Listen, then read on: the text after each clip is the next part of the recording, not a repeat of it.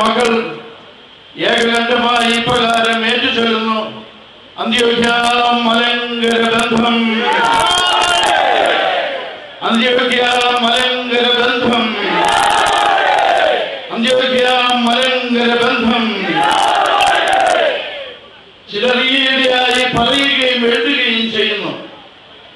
അന്ത്യോഖ്യ സിംഹാസന ബന്ധം 19-ാം നൂറ്റാണ്ടിന്റെ സൃഷ്ടിയാണെന്ന്.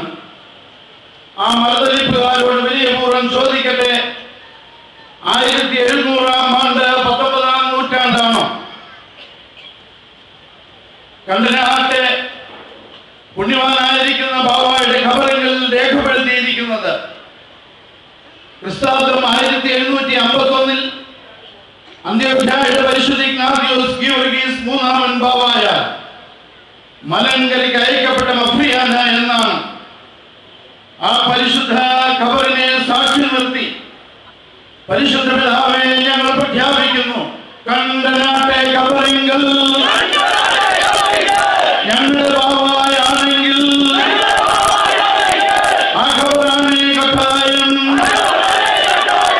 അന്ത്യോഖ്യായ മറക്കില്ല, അന്ത്യോഖ്യായ മറക്കില്ല. സ്നേഹിക്കപ്പെട്ടവരെ, അകപ്പറമ്പ് പള്ളിയിലെ പരിശുദ്ധ ശാഖ പിതാക്കൾ